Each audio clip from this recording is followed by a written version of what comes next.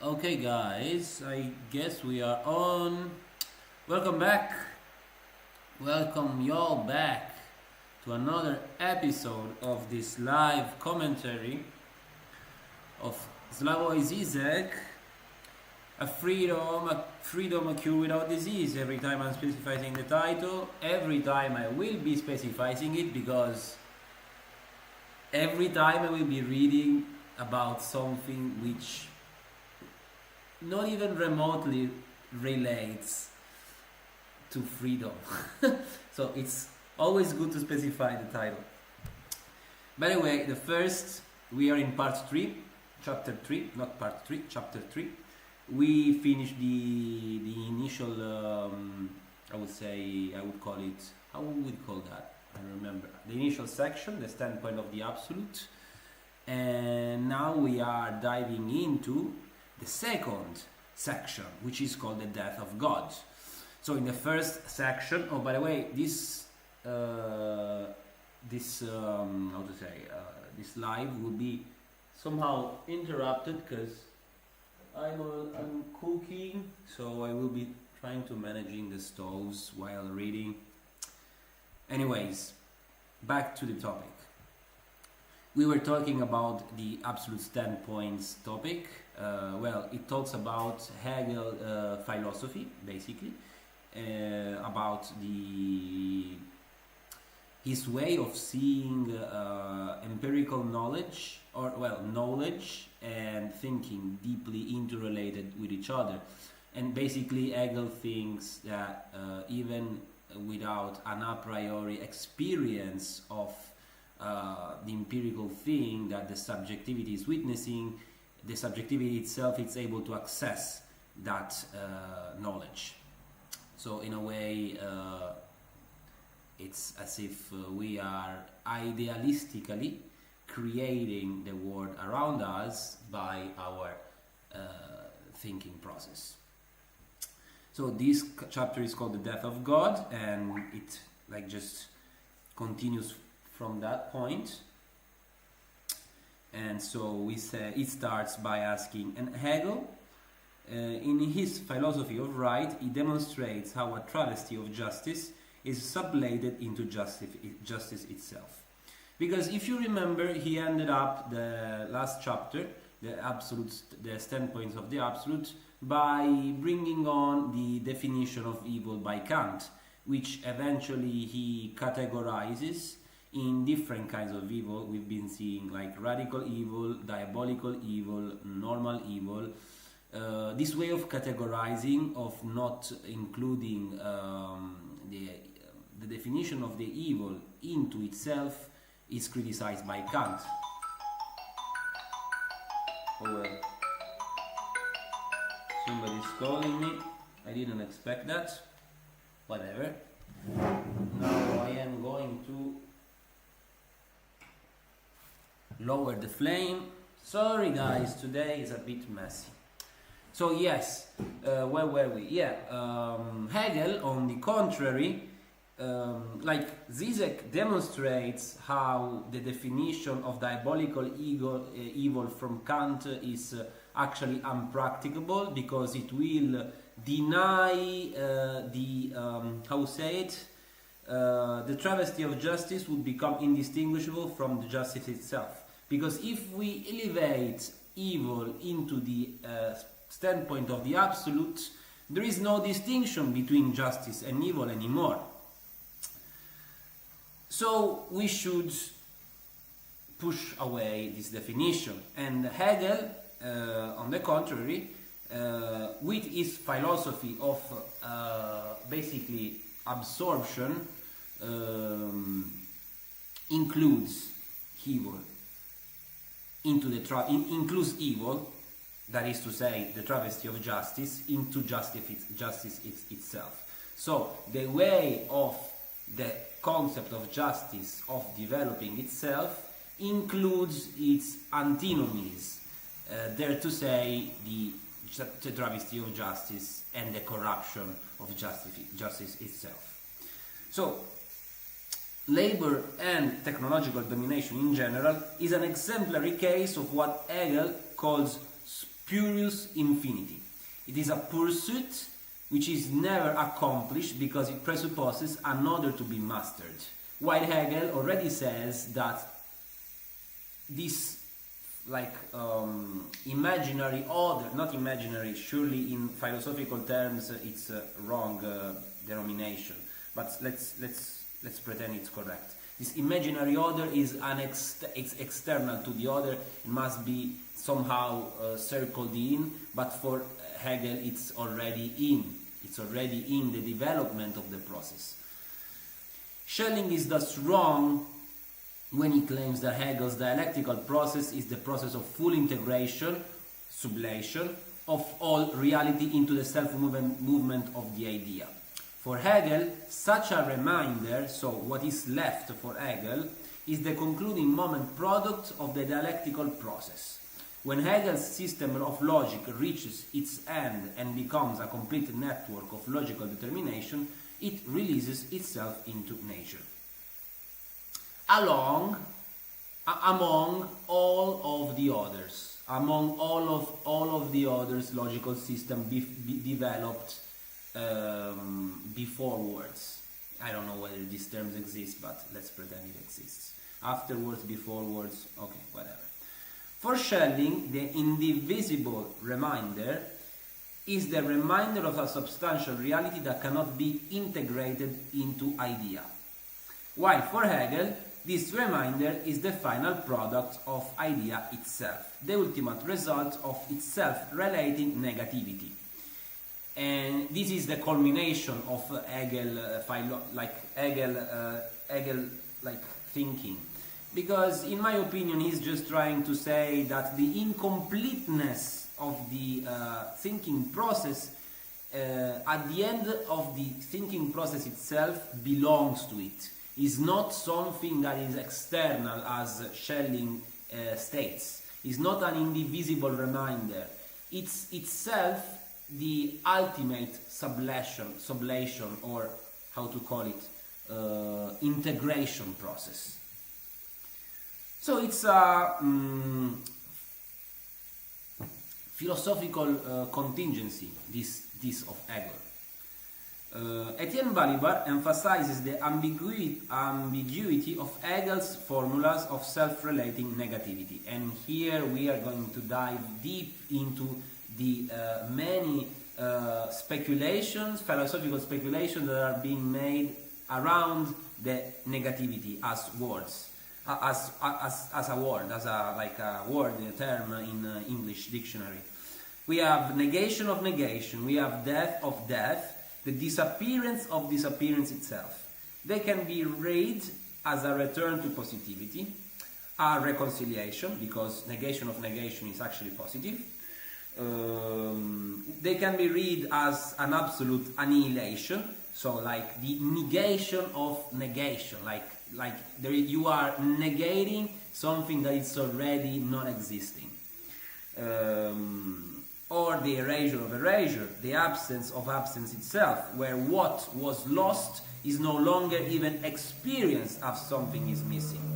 Here we will dive deep into this analysis Zizek masterfully makes about this, the Hegel's concept of self-relating negativity. It's fascinating, it's complicated to follow. So, sorry, my pressure stove is making a hell of a noise. Let me turn it off.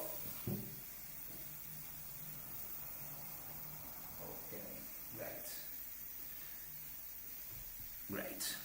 And yeah, it's Zizek masterfully explains all of the many, how to call them, all of the many dislocations, to use an Hegelian,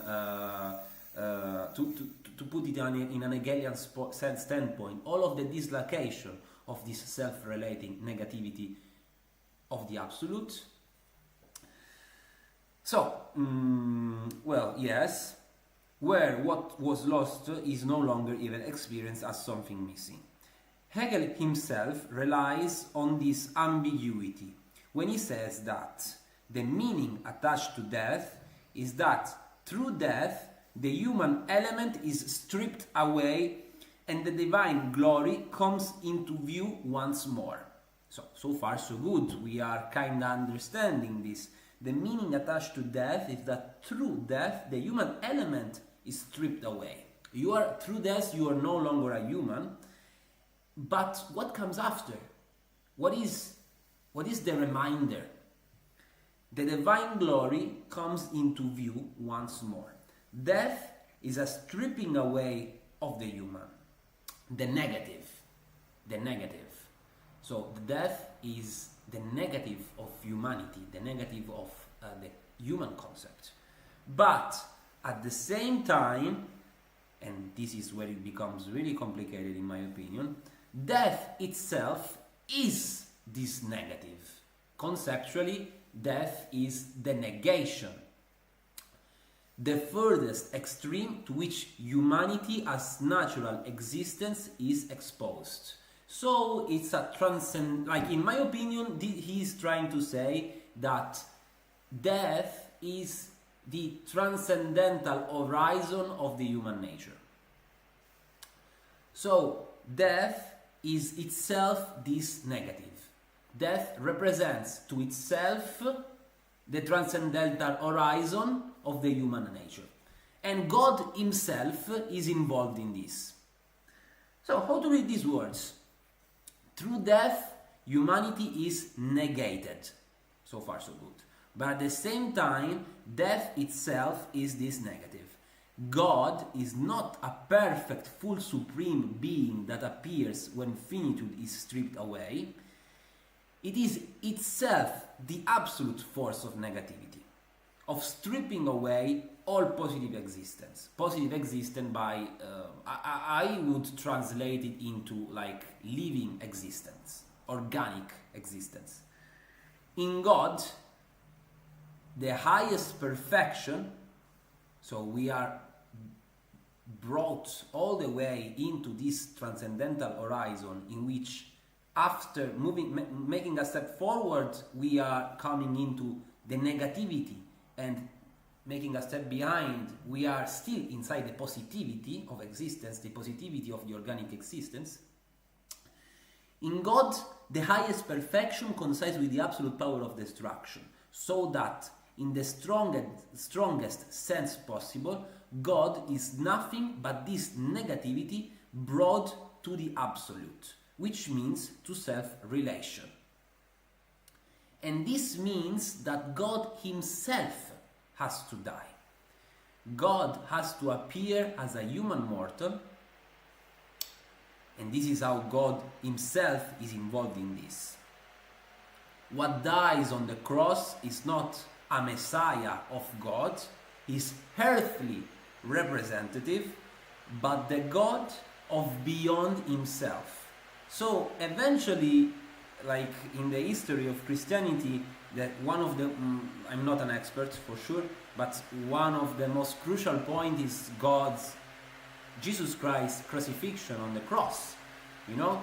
And in this topic, this specific topic, this event is used to bring the like God and his negative power of destruction as well as his positive power of creation to self-relation.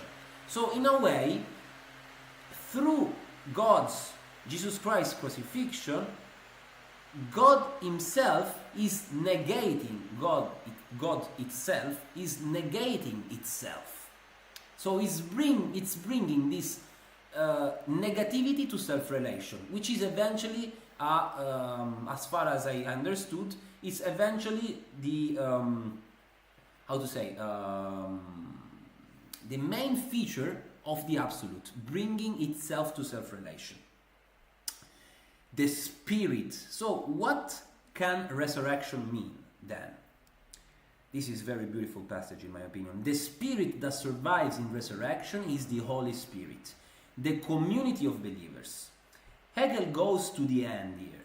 This is why he says that resurrection is not an objective fact that can be verified by everyone. Resurrection takes place only for believers. It is restricted to them. It's the mystery. It's the mystery of faith. Mistero della fede, we call it like this in Italy.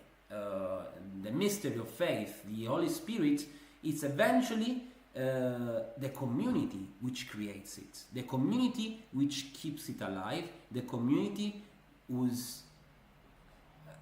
by whom existence, the idea of God is kept alive and therefore is real.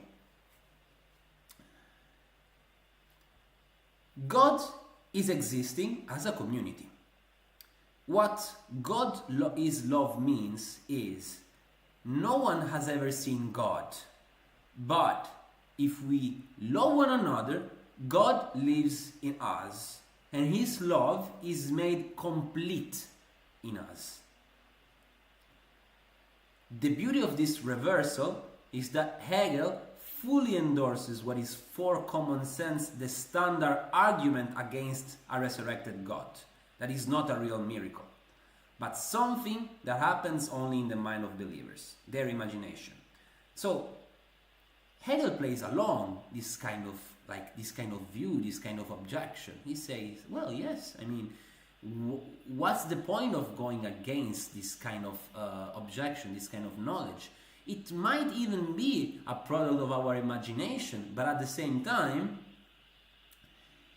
his answer is, those who make this argument are looking for the resurrected God at the wrong place, as an entity in positive external reality. And here we go back to the old Schelling opposition to Hegel's point of view as the indivisible reminder of something that is missing into this never-ending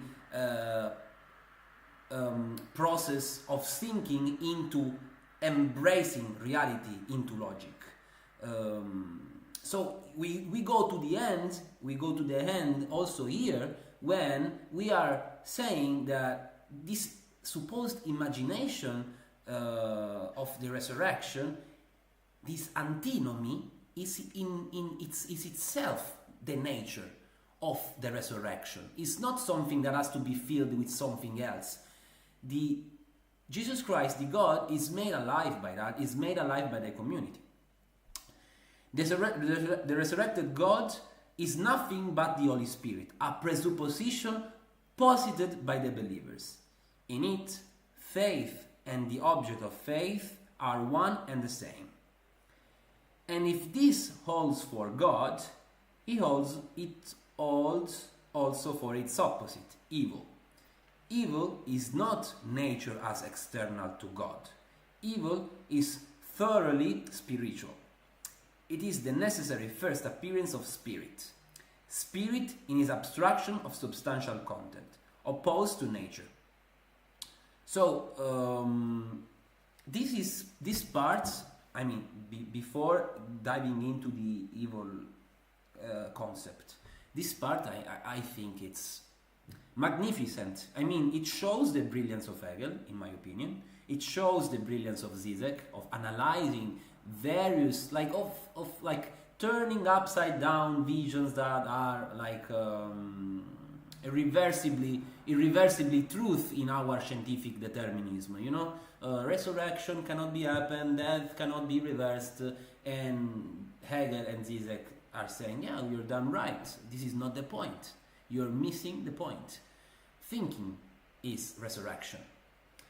And so, going on into the second part of evil, this is very complicated. I had to look a bit into Hegel's philosophy to get a somehow partial understanding of this definition of evil as the abstraction of substantial content.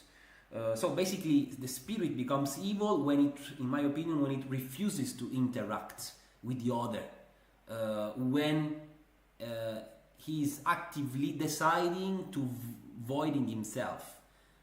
Is not allowing the other, like you to use it, to put it in Lacanian terms, the subject is voided by the other.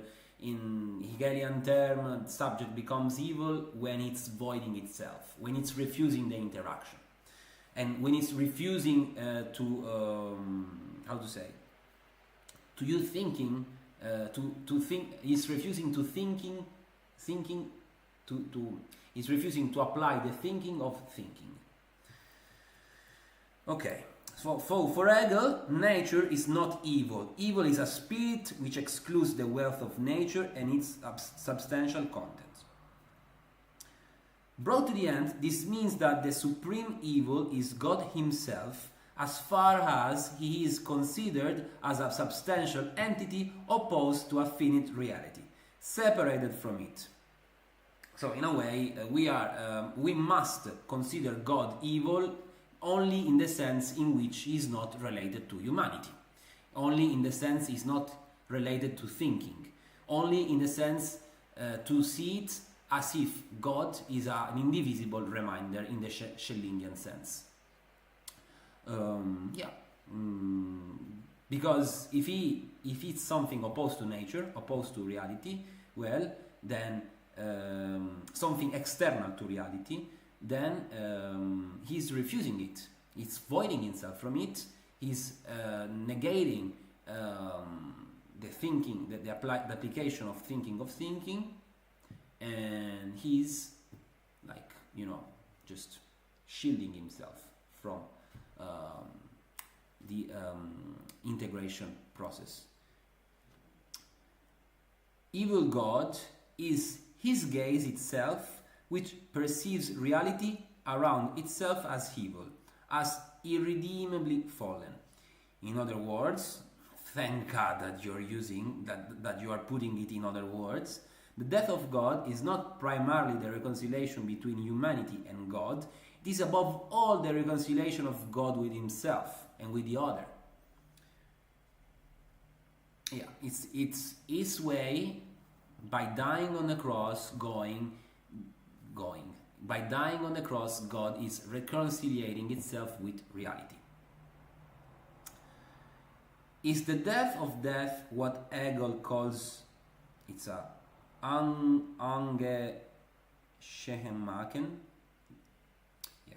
Is the death of death what Hegel calls the undoing of something that happens? Even if we see the speculative truth of the Holy Spirit as a Gemeinde in which faith coincides with its object, why does, for ordinary believers, the appearance of externality persist? Why do they remain transfixed on the way of the cross, on the sensual spectacle of Christ's long suffering and death? We can undo this fascination in philosophical speculation by the undoing of what has been done cannot take place in a sensible manner, which means that it persists as a non-conceptual moment, keeping together the community of believers. So in here it's explaining like another way of interpreting this negation of negation is like the undoing of something that has already happened. And this is eventually the perversion that is insisting on the community of believers into like seeing resurrection as something external to reality and not produced by it. And basically they are saying that you cannot, the undoing of what has been done cannot take place in a sensible manner. So you cannot sensibly actually make a step back. You can make a step back only by making a step forward. So that is to say, by including this insistence of the externality of God into the rationalization of God as a community. Is the image of suffering Christ, this image to end all images, also an indivisible reminder? Is it something that is destined to be non-integrated?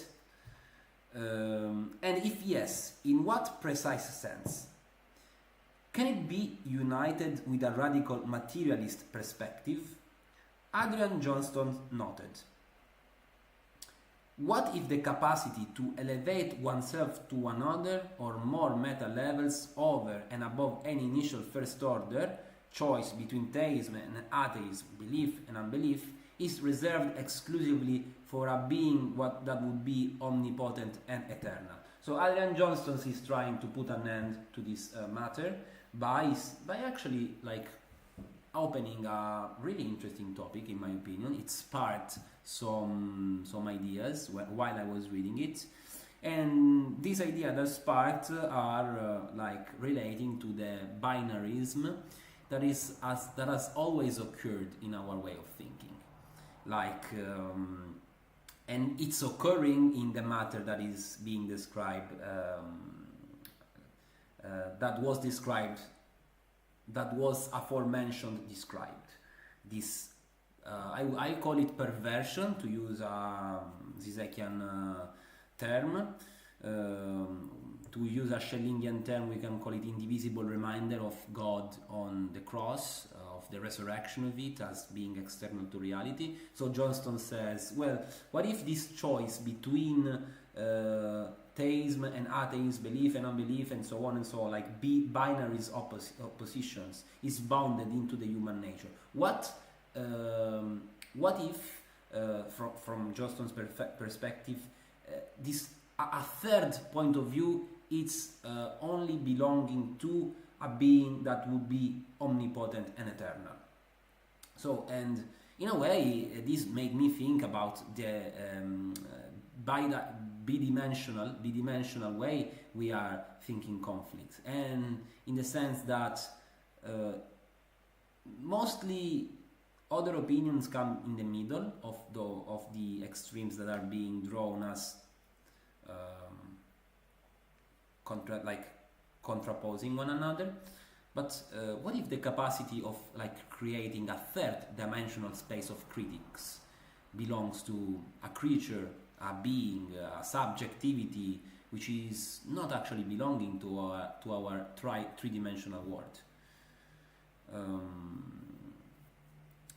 I don't want to bring out other bigger topics about not bigger but different topics about like the interaction of multi-dimensional realities into one another. Like, for example, taking this Kindle, like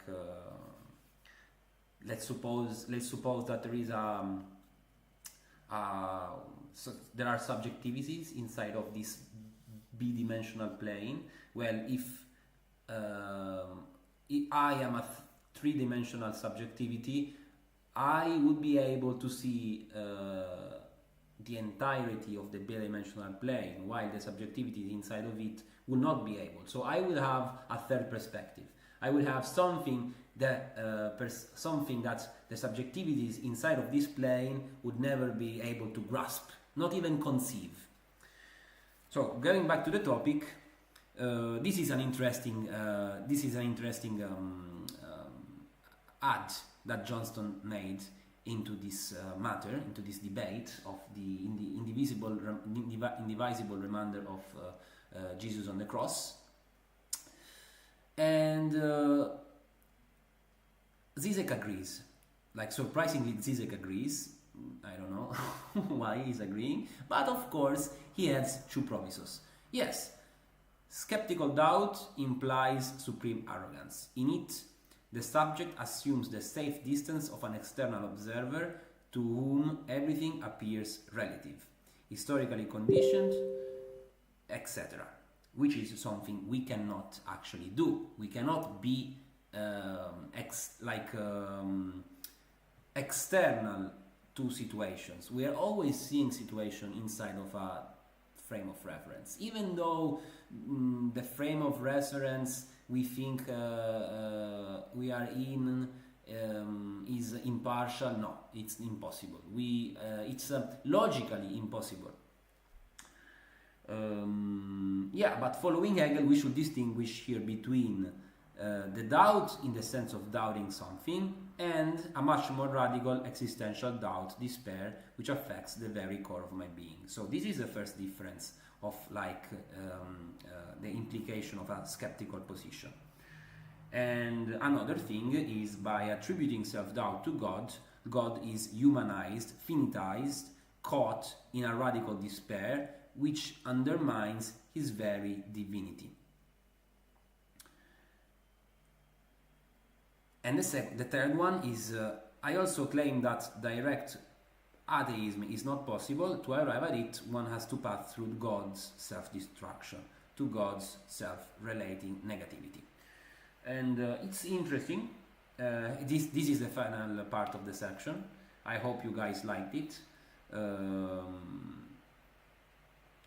want to add some comments about this last part. I remember I forgot to make notes about it, but as far as I remember, what I really liked about this ending is the fact that, in a way, doubt, like Johnston, is in a way, I think that Johnston is contradicting Hegel. Like Orwell. Let me think. Is there very exclusive for being? Because, like, what if the capacity to elevate oneself to one or more meta levels over and above any initial first order of choice between theism and atheism and etc. is reserved exclusively for a being that would be omnipotent and eternal? Well, yeah.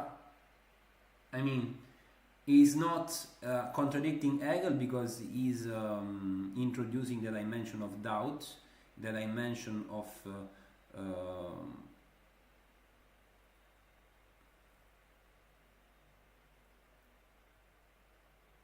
he's just talking about a position. He's talking, Johnston is talking about the position of such a being, of like positing himself above such binarism, but it's not exactly talking about the truth of such position. So it's itself included into the other. It's not external to it. It's not an indivisible reminder. Anyways, guys, I hope you like this part. The third section of this chapter is called Suicide as a Political Act. It's very interesting. Let me know what you think about this part, this section in the comments. I'm gladly open to discussing with you the meaning. I think that this book is hard, honestly, especially for somebody who has not a real experience on the matter. Like, I don't have any experience of Hegel, I haven't read anything of Hegel, I haven't read anything of Schelling, I haven't, God forbids, I haven't read anything of Lacan. I'm just trying to, I've read something, as I specified in the previous videos, but not on these subjects. But still, I find it, and I hope you find it satisfying as I do, trying to understand what these big thinkers of our like lifetime are conveying, are releasing, as Hegel would say, into the other, that we are, into the subjectivity that we are. And yeah, like, subscribe, share if you wish, and see you on the next one.